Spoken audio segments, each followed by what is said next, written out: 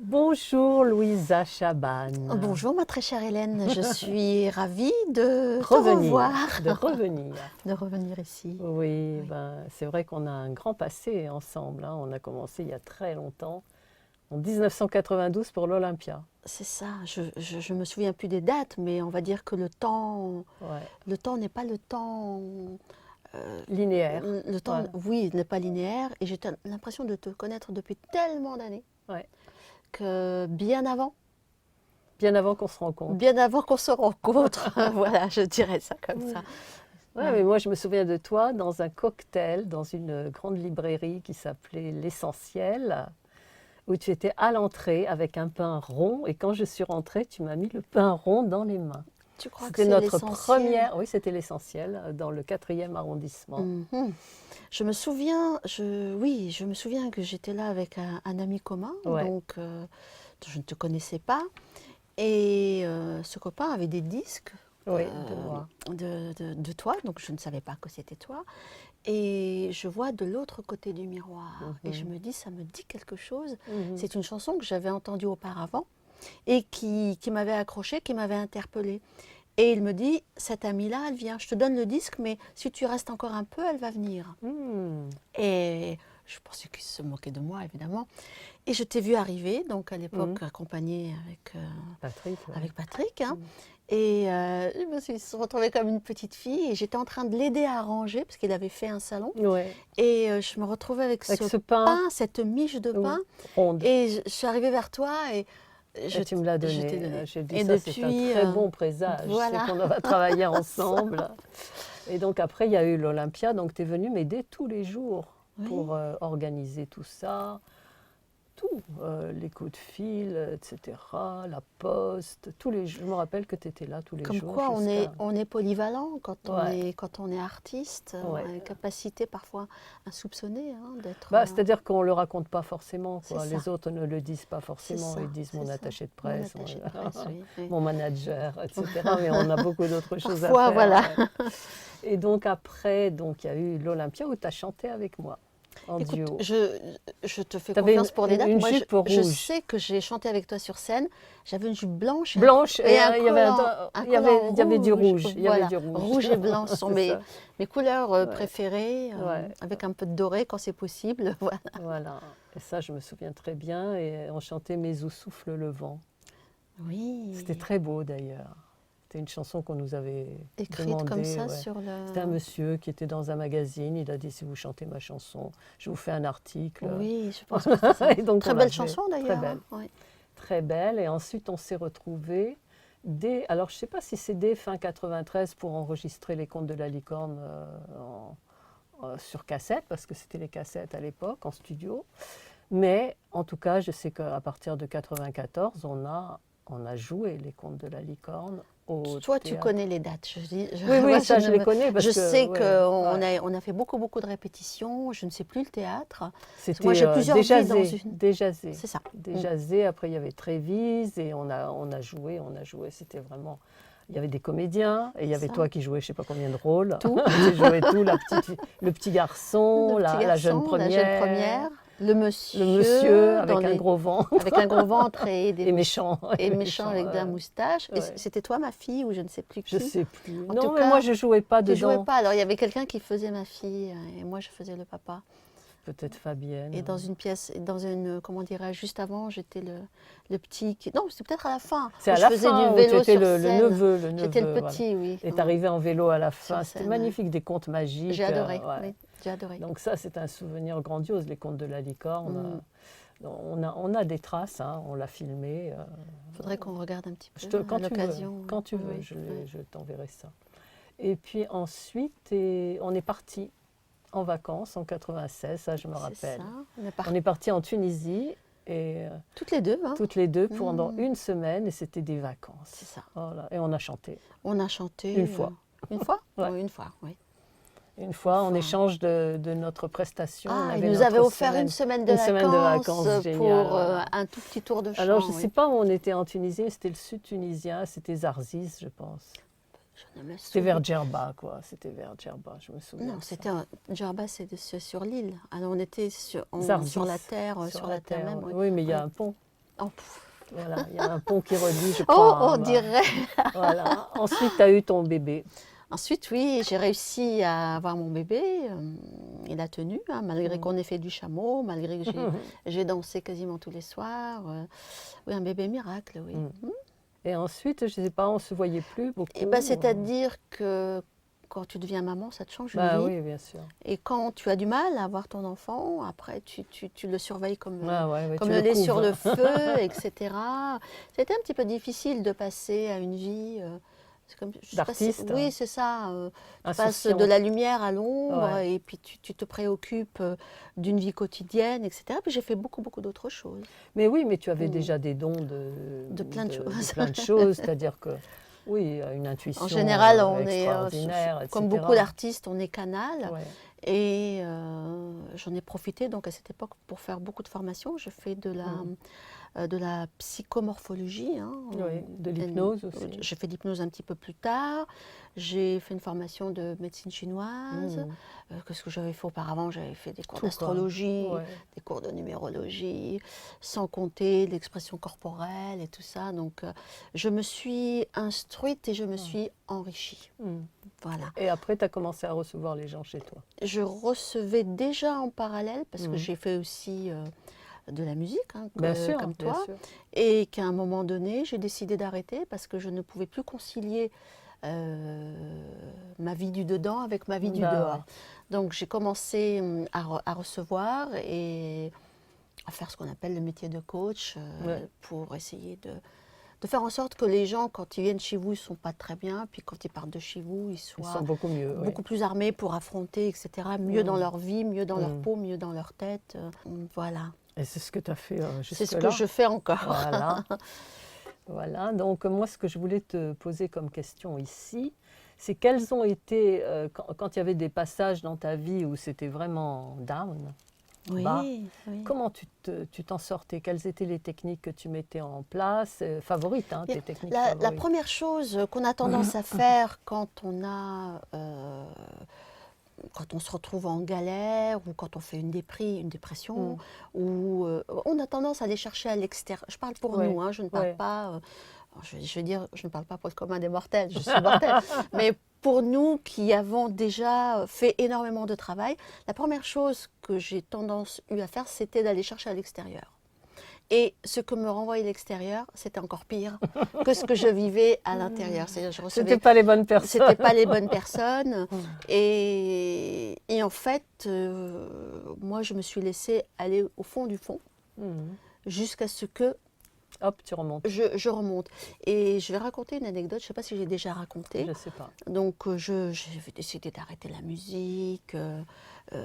C'était très, très, très difficile quand même d'arrêter la musique. Tu n'arrêtes pas vraiment complètement d'écrire ni d'être inspiré. Et je traversais donc une période difficile. J'emmène mon enfant à l'école et quand je rentre, ça n'allait pas. Et je faisais déjà de l'accompagnement personnel. Et je disais, mon Dieu, si tu existes, là, tout de suite, là, je veux mourir, je ne peux plus, je ne peux plus, je n'ai pas de solution, là, tout de suite, je meurs. Donc, je me suis mise par terre, en croix. Je me suis dit, mon enfant, il est en sécurité, tout le monde Il est à l'aime, l'école. on va me l'adopter, il n'y a aucun souci, il sera mieux à l'extérieur qu'avec sa maman qui ne va pas très bien. Je me suis mise par terre, en croix, et puis j'étais en train de pleurer, là, comme en disant... Prenez ma vie, je ne suis pas vivante. Pourquoi je ne trouve pas quelqu'un? Pourquoi tous les gens qui viennent chez moi ressortent retapés et moi je suis là comme une âme en peine et il n'y a personne pour m'aider moi? Et j'entends, mais vraiment je l'entends, avec une voix qui n'a pas... Grave. Une voix grave mais sans gravité. Ouais. Mais tu t'as toi. Ouais. Mais tu t'as, toi. Je me lève, j'ai pouf de rire et je suis passée à autre chose. Mais ça a été C'est difficile, oui. Oui. Alors tu te dis, j'hallucine, je l'ai bien entendu cette voix. Mais à partir de ce moment-là, il y a eu comme un déclic. J'ai commencé à aller de l'avant et j'ai commencé à remonter, je dirais, très, très, très rapidement. Ah, heureusement. Tu sais que ça aussi, ça m'est arrivé, bien Oui, sûr. bien sûr. Parce que moi, je remontais le moral de tout le monde, monde. sur la butte Montmartre avec mes amis et tout ça. Et un jour, j'étais pas bien. Et c'est là que les gens t'envoient des horreurs, quoi. Tu reçois le négatif, Ouais. oui. Et je me disais, mais pourquoi? Pourquoi? Alors que moi, je sais ce qu'il faut leur dire pour qu'ils aillent mieux. Il n'y a personne, etc. Et j'en ai fait une chanson qui s'appelle Branché sur le bon secteur, oui. voilà, qui est devenue, voilà, qui a J'adore été cette chanson, ouais. oui. J'en ai fait ça parce que j'étais pas contente. Hein. J'étais pas contente du tout. Mais à un moment donné, quand On accepte, voilà, on finit par accepter. tu comprends que si tu n'arrêtes pas de te plaindre, Mm. la vie est un miroir. Donc si tu veux te plaindre, la vie va te donner de quoi te plaindre. Tout le temps, tout le temps. Donc il y a un moment où tu stops et tu acceptes. Oui, c'était surtout qu'il renvoyait une image plus que terrible, quoi. Mm. Alors que moi, je passais mon temps à leur donner des belles prévisions, des belles images pour qu'ils s'élèvent et qu'ils avancent. Et là, quand moi j'avais besoin d'aide, il n'y avait personne, quoi. Parce qu'on ne prend pas assez de temps pour soi. Ouais, et c'est ça. je voulais un petit peu rebondir sur le fait de la maternité, etc. Ouais. On se prend toutes pour des Superwoman. superwomen. Et quand on vous dit, mesdames, repose-toi, profites-en, etc., on est tellement dans cette euphorie de son enfant et dans l'énergie d'avant aussi qu'on oublie qu'on a quand même eu un choc hormonal, etc., et qu'il faut prendre son temps et s'occuper de soi. C'est vrai. C'est un gros primordial, truc. C'est un gros gros truc. Et on accumule, et puis... jusqu'au jour où ça fait de la dépression. Ouais. Enfin, écoute, tu as un autre exemple à nous donner de choses, de tuyaux, de techniques que tu as utilisées? Il y a déjà toutes Parce que là, c'est ta voix intérieure. C'est ma voix intérieure. Ouais. Tu as toutes les techniques que toi tu proposes déjà d'hypnose, de choses comme ça. Non, ne serait-ce que déjà sur la motivation, ce qu'on appelle la pensée positive, parce que souvent on va pas bien parce qu'on se répète aussi. Ah, c'est ça. Je vais pas bien, donc à chaque instant on se dit je vais pas bien, je vais pas bien. Tourne. Et j'ai une anecdote, pardon, avant que j'oublie. Oui. Je ne sais plus à quelle époque, c'est peut-être à peu près à cette époque-là. Donc j'étais aussi dans cette répétition, oh ça va pas, comment je vais faire, etc., etc. Et je regardais une émission, je ne sais plus sur quelle chaîne c'était à l'époque, et je vois une dame, c'était une américaine, donc c'était sous-titré, et c'était donc elle racontait son histoire où elle est allée au bout du bout, elle avait pris, je ne sais pas, 200 kilos et elle n'arrivait plus à remuer, et un jour, elle se décide d'aller marcher, de remuer son corps, etc. Et on lui avait conseillé de faire l'exercice du miroir. Et l'exercice du miroir, c'est que tu te prends un miroir, tu regardes et tu te dis, tu es belle, je t'aime, tu es merveilleuse. Et moi, je pouffais de rire, je me dis, mais comment cette femme, a priori, que je ne trouve pas belle, elle réussit. Voilà. Et au départ, quand on fait ça, quand on se dit, tu es belle, tu es merveilleuse, je t'aime, on rigole, on se moque de soi. Et après, il y a les larmes qui coulent. Et puis après, dans un second temps, eh bien, on y voit vraiment cette beauté que nous avons chacun.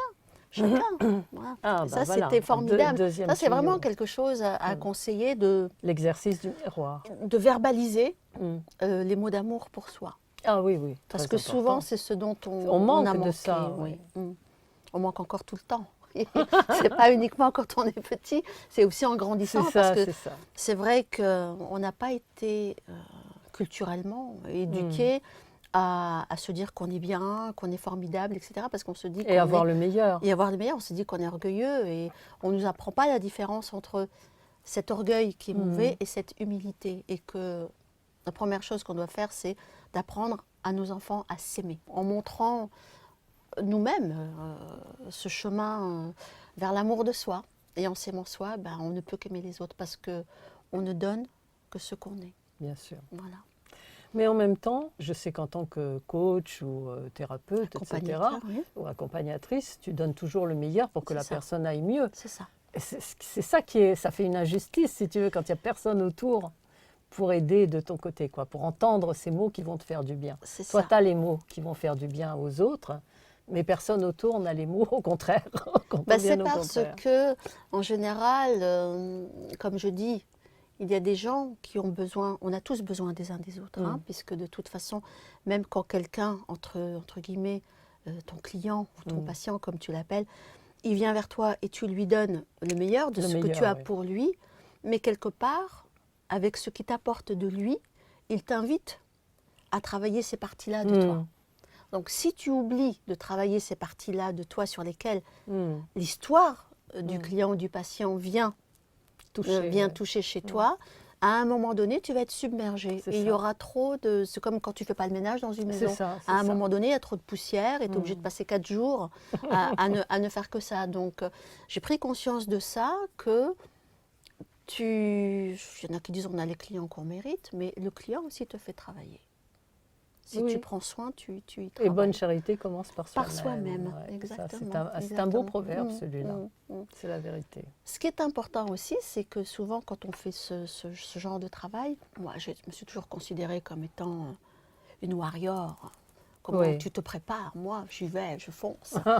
Et en prenant de l'âge, je m'aperçois que c'est d'abord soi avant de recevoir l'autre. Ouais.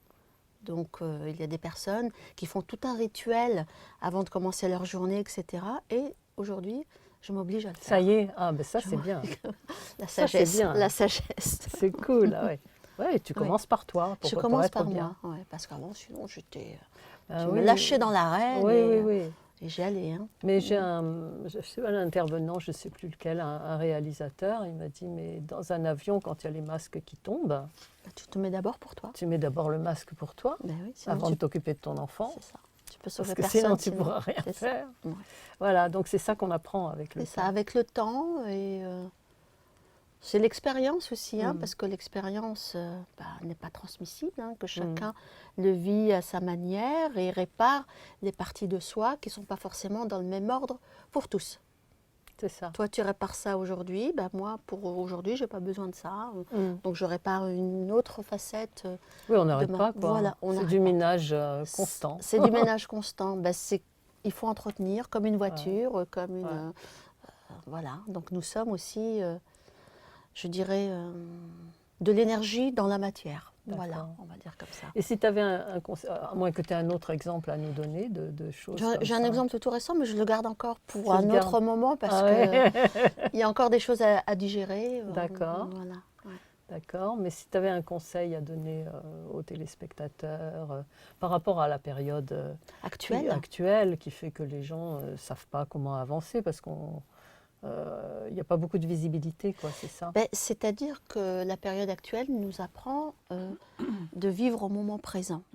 Or, ce qui se passe souvent, c'est qu'on ne vit pas dans le présent, on ne vit que dans une projection d'un futur. Et on ne se rend pas compte qu'aujourd'hui, on est peut-être plus ignorant que demain. On ne laisse pas la vie nous donner peut-être ce qu'elle a de meilleur et on a besoin quelque part de sécuriser, mais en fait, on a besoin de contrôler. Comme si on pouvait se sécuriser soi-même. Et ce que l'on vit actuellement, c'est qu'il y a de la sécurité nulle part et que l'on doit enfin apprendre à vivre au quotidien. C'est ça, au jour le jour. Et profiter des uns des autres.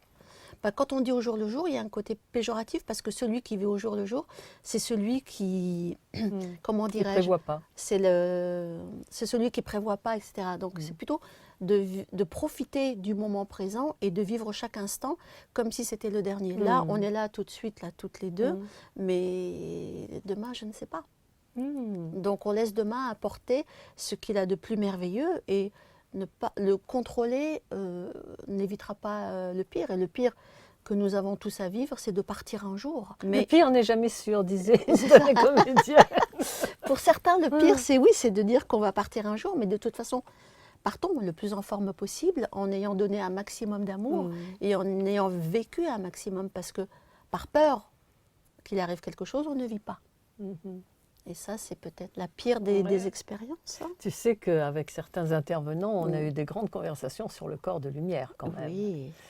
Beaucoup. Je me suis dit, ben voilà, il est temps quand même d'en parler. Qu'il y a autre chose de soi que l'on ne connaît pas, qui est en soi et autour de soi, qui va jusqu'à toi et qui t'absorbe et que tu m'absorbes et que tout ça est invisible. Moi, je fais un petit peu attention aux termes, parce que moi, j'essaie de travailler avec beaucoup, beaucoup plus de simplicité pour que la personne, par elle-même, elle se dit, bah, il y a ça chez moi. Or que si je lui dis tout de suite son corps de lumière, elle va le chercher et peut-être qu'elle ne fera pas le chemin pour le trouver elle-même. Je ne sais pas si je m'exprime bien. Oui, je comprends. Mais c'est sûr qu'il y a autre chose que ce qui est visible. Dans la théorie du corps de lumière, c'est que c'est cette matière-là, ce ça. corps, qui devient C'est ça. lumière, qui se spiritualise Spiritualise, oui. là, sur Terre.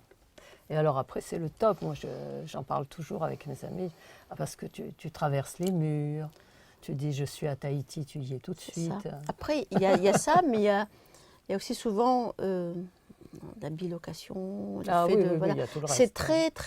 C'est vrai qu'actuellement, on est Une charnière. à Ouais. une charnière. Au niveau vibratoire, on sent, on a l'impression que le temps s'accélère. On a l'impression aussi, beaucoup, ouais. même vibratoirement, il y a des choses qui sont beaucoup plus. Ça va vite. Oui, ça va Et très même vite. au niveau du cardiaque, c'est beaucoup plus rapide, beaucoup plus speed. Et il y a des gens qui sont dépassés, c'est vrai, et qu'on doit s'accrocher. Et est-ce qu'il faut dire aussi que la Terre, elle est en train de pas avoir la prétention d'être scientifique, mais il y a quelque chose qui se passe au niveau terrestre, au niveau de l'inclinaison, etc. Quoi. Ça fait longtemps qu'on nous en parle de tout ça. Oui, mais bon. Et toi, en tant que femme avec une petite fille, quand tu l'as eue, comment tu as traversé tout ça, ton expérience de femme? En tant que mère, En tant que mère, oui, et puis mère célibataire en fait, après. Mère divorcée, c'est Mère divorcée. C'est pas la même chose. Oui, c'est pas ça, oui. C'est T'as pas la même raison, chose. c'est mère divorcée. Oui. Mais ça a été... déjà, il y a eu une fusion par rapport à l'accouchement que je pensais facile, a été un accouchement très, très difficile. Moi, j'ai eu l'impression, au moment où l'enfant sortait, que cette naissance était accompagnée des chants des sirènes. Il y avait beaucoup de... Comment on les appelle, ces petites lucioles, des petites elfes, là, c'était immense. Ah oui, tu voyais tout ça. J'ai entendu le chant des sphères. Ah. Et à partir de ce moment-là, le temps s'est arrêté. J'ai l'impression qu'il y avait un orchestre de lucioles là, qui était là. Tant au niveau de la couleur, où c'était En plein accouchement. En plein accouchement, il était 2h30, 3h du matin. Et oui, il y avait cette espèce d'envolée, comme ça, on aurait dit des plumes. Plein de plumes irisées. Et il y avait en même temps le son. Et au moment de... Et tu as l'impression qu'il y a une montagne qui s'ouvre et que l'enfant paraît. Wow. Voilà, mon accouchement, ça a été très difficile, mais la délivrance a été merveilleuse. Ce moment-là a été assez exceptionnel. En tant que mère, j'ai été une mère très... Je suis toujours une mère très... je suis dans l'ouverture. Ouais. Je suis dans l'ouverture, j'écoute l'enfant. Et je te raconte une anecdote. Quand mon enfant était petit, donc on regardait la télé avec son papa dans le canapé, et elle marchait à quatre pattes, et elle passait par terre, elle montait derrière sur le dos du canapé, et elle revenait, elle descendait, et elle me disait maman, carte, les jambes me poussaient les jambes comme ça. Je lui dis arrête, fais ça à ton père. Non. Elle venait toujours sur moi, et je lui dis mais qu'est-ce que tu fais? Jeûner. Parce qu'elle a été tirée par des forceps, elle revivait sa naissance. Incroyable. Et ça faisait comme un petit chat qui, voilà, c'était assez. Un petit peu plus grande, je lui dis mais dis-moi, avant que tu sois ici avec moi, tu étais où? Oh ben j'étais là-haut. Où ça là-haut? Oh ben j'étais loin là-haut. Et alors? Mais maman, on était beaucoup. Ils attendaient. Alors je t'ai entendu, tu m'as appelé et papa est venu me chercher. Donc quand je raconte ça, les gens se disent bah elle est folle. Mon ex-mari à l'époque, il dit mais arrête de lui poser des questions comme ça. Tu vas en faire une, je ne sais pas quoi. Et l'enfant, il est en demande de ça. D'être cru, d'être écouté, d'être questionné. Et puis ils se souviennent. Et ils se souviennent jusqu'à un certain âge. Ils se souviennent un petit peu plus tard, vers 14 ans, quand je dis, tu sais, quand tu étais petite, tu me racontais ça. Arrête, maman, tes conneries, etc. Mais sinon, ils sont très, très, très connectés. Oui. Ouais. Et quand on prend le temps de les écouter, oui. C'est vraiment pas leur imaginaire, ou peut-être, mais c'est pas ce qu'on croit en tout cas. Ils ont beaucoup, beaucoup de choses à nous apprendre. Alors moi j'avais un petit baigneur, pas plus grand que ça, mais très beau, hein, vraiment un petit bébé adorable. Et mon fils jouait avec, donc je ne sais pas quel âge il pouvait avoir, 3 ans, 4 ans. Et d'un seul coup il prend le baigneur et il fait poum, poum, poum, c'est-à-dire le baigneur à l'envers, hein, la tête, la tête. première. Ouais. poum, poum, poum. Il le fait sortir comme ça. Il fait le geste comme s'il sortait. Tu as fait parfait, maman. Ça m'avait rassurée. Des fois que... Tu as fait parfait. Ouais, moi, elle me disait que quand elle regardait la vidéo et tout ça, elle me dit, mais pourquoi vous m'avez tiré? Pourquoi vous Ah m'avez oui, tiré? avec les forceps. Je voulais sortir toute seule. Ah oui, mais voilà. Il a fallu que je lui dise que maman était fatiguée, C'est que ça. maman en était C'est épuisée et que c'était pour aider maman, C'est etc. ça. Tant que je ne lui donnais pas cette réponse, Elle la t'embêtait. question... sans Pourquoi cesse, vous sans m'avez cesse. tiré, bien sûr. Pourquoi? Et en colère, hein, Oui, oui, bah, j'imagine, hein, parce que Mm. ça leur... bien sûr. Les cuillères, Ça hein, t'avais enlève. les cuillères. Oh, j'étais dans un état où je ne sais pas comment. Tu sais pas ce qu'on a fait. Exactement, exactement, oui. Moi, j'ai un très beau souvenir du médecin qui me disait, avez-vous lu les mères de Claire Bretéché? Oui. Je dis non. Je l'ai lu, mais il y a Et il m'a tellement dit, longtemps. ben voilà, c'est ce qui va vous arriver. Tout le monde s'en fout complètement de ce que vous vivez. Ils vont dire, oh, comme il ressemble à son père. C'est ça. Et comment va le père? Et voilà. Et il m'a dit d'ailleurs, son père parle avec l'anesthésiste, donc il n'a même pas vu que le bébé était en train de sortir. Et il me faisait rire. Et j'avais demandé à ce que ça se passe dans la joie. Je me rappelle que ce médecin m'a fait hurler de rire. Vraiment. Voilà, donc oui. Il me racontait ça, il me racontait la bande dessinée pendant l'accouchement. Ben oui, non, mais c'est très bien. Hein. Il y a des superbes Oui. médecins accoucheurs, superbes sages-femmes. Moi, j'ai vécu un très très bon moment. J'ai eu un début d'accouchement difficile, mais après, c'était bon, formidable. ouais. Mais je vais en profiter pour aussi... Après, tu as tout assumé toute seule, tu t'es débrouillée, tu as tout géré. J'ai tout géré. Tu as tout géré. Après, j'ai tout géré. J'avais un mari qui voyageait à l'époque, beaucoup. Et partait en Afrique, tout ça. Donc, il était pas question pour moi de... Oui, et puis de toute façon, qu'est-ce qu'il me disait? Il me dit, oh, c'est trop petit pour moi, je m'en occuperai. Quand il sera grand. Quand il saura parler, etc. etc. Donc, j'avais une vie de maman célibataire, c'est-à-dire que très tôt le matin, on prépare l'enfant, on dépose à l'école, on revient, on se prépare vite, vite, vite, et puis on commence à travailler. Et puis, oh là là, 4h30, on court, on s'occupe de l'enfant, et puis des fois, on a des rendez-vous à 6h, et on se dit, mon Dieu, alors mon enfant, comment je lui ai appris, tu vas regarder quand l'aiguille, elle va être là, j'aurai terminé, mais tu ne m'appelles pas, tu restes bien de l'autre côté, tu manques de rien, tu as tout ce que tu veux. Et pour un enfant, le temps, c'est une éternité quand il doit attendre. Ouais. Quand il n'attend pas, c'est pas un problème. Quand il doit attendre, c'est une éternité. Et à chaque fois, c'était...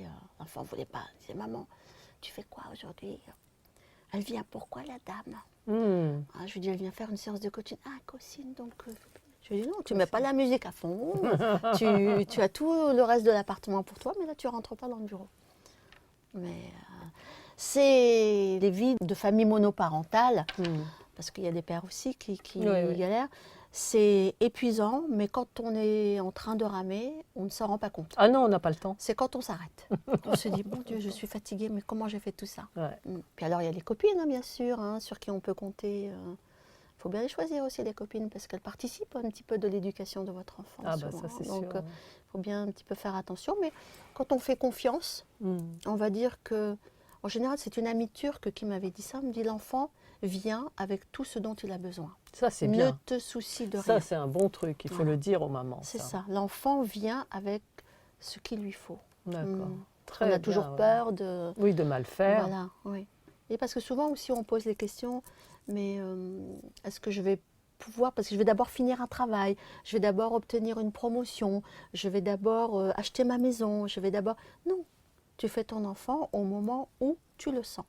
Et de toute façon, il y a un accord parfait entre, j'allais dire, le haut et le bas. Quand ça s'appelle dans tous les sens, il y a concrétisation. Parce que si on attend le meilleur moment pour... On fait pas. On ne fait pas et c'est jamais le meilleur moment pour. Bien sûr. Voilà. Bon, est-ce que tu as quelque chose à rajouter, un conseil, à part vivre au jour le jour Carpe dans diem, oui, dans vivre l'instant présent, de prendre soin de soi déjà, ça c'est sûr. Contrairement à ce qu'on a dit, parfois, on demande de l'aide. Donc, il ne faut pas avoir peur de demander de l'aide, même si, une fois que c'est arrivé, on se dit « j'aurais pas dû ». Parce qu'on ne peut pas faire d'économie d'une expérience. Et que tous les chemins mènent à Rome. Et Rome, il est à l'intérieur de nous. Rome est à l'intérieur de nous. Donc, il faut vraiment ne pas se faire d'économie d'une expérience, ne pas avoir peur de demander ou de consulter, hein, qui on peut sur le moment, un thérapeute, une amie, etc. Et que nous sommes tous sur le chemin, les uns à se donner la main, les uns, voilà, personne n'est derrière et personne n'est devant. Nous sommes une chaîne. Et les oiseaux de mauvais augure, tu en fais quoi? Moi, Tu n'en parles pas. C'est pas que je n'en parle pas, c'est que je dis qu'il faut s'élever au-dessus. Il y a un endroit où, je dirais, il y a l'amour. Bien sûr que parfois tu traverses des forêts de monstres, etc. Mais si toi, tu t'élèves et tu te dis que ma seule croyance, c'est l'amour, tu dépasses tout ça. Mais si tu ressasses que dans le négatif, c'est sûr que tu vas te laisser manger. C'est comme le doute, en fait. Hein.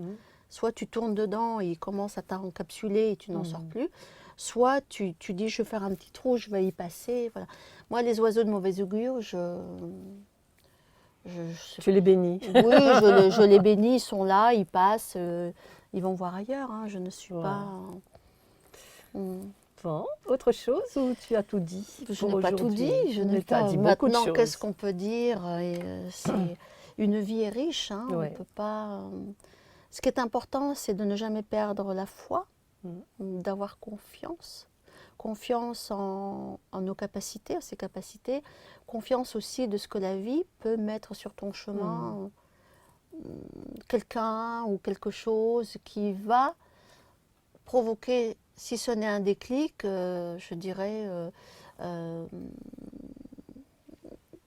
une expérience qui va nous faire grandir. Voilà. Nous rendre plus lumineux aujourd'hui qu'hier, quoi. Super. Voilà. Hein? Sur ces bonnes paroles. Voilà. Tu reviens quand tu veux. Oui. Avec joie. Merci Hélène, c'est toujours un bonheur de te... Oui, et puis après, ça va avec être ce dont on a parlé, donc ces séries-là que l'on va mettre en place. Tout à fait. Donc on va en parler. On veut dire aussi que quand on vit des choses sincères avec les gens, peu importe le temps, peu importe l'absence, parce que nous, on ne s'est pas vus pendant probablement une dizaine d'années. Tu crois tant que ça? Ah, tant que ça, oui. Ah oui, on ne se rend pas compte. Non, je n'ai pas compté. Parce que je me souviens de fêtes qu'on faisait souvent à la maison. Tu étais là, on riait, tant. Moi, je vois par rapport à l'âge de l'enfant. Voilà, l'enfant, nous, on ne bouge pas. D'accord. Mais les enfants grandissent. Oui, donc la sincérité du moment, la sincérité de la relation. Voilà. Ça, c'est important. Super. Alors, aimez-vous les uns les autres, aimez-vous vous-même. Je t'aime, Hélène. Louisa, moi aussi, je t'aime.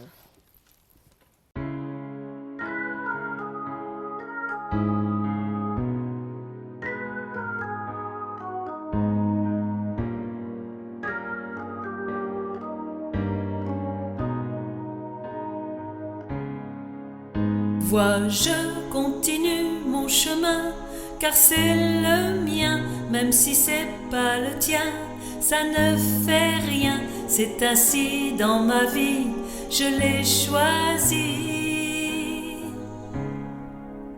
Toi, tu viendras sur mon chemin, qui est le tien, même si tu n'en sais rien, ça ne fait rien, c'est ainsi dans ta vie. Tu l'as choisi aussi. Je fuis et toi tu plies. Je dis et toi tu suis. Je sens ma fontaine chanter en moi. Je ris et toi tu dis. Je vis, tu me souris. Je sens le bonheur danser en toi. Vois, je continue mon chemin, car c'est le mien, même si c'est pas le tien, ça ne fait rien, c'est ainsi dans ma vie, je l'ai choisi. Toi, te voilà sur mon chemin, qui est le tien, même si tu n'en sais rien, ça ne fait rien, c'est ainsi dans ta vie, tu l'as choisi aussi. Je fuis et toi tu plies, je dis et toi tu suis. Je sens ma fontaine chanter en moi. Je ris et toi tu dis, je vis, tu me souris. Je sens le bonheur danser en toi. Toi te voilà sur mon chemin qui est le tien, même si tu n'en sais rien, ça ne fait rien, c'est ainsi dans ta vie, tu l'as choisi.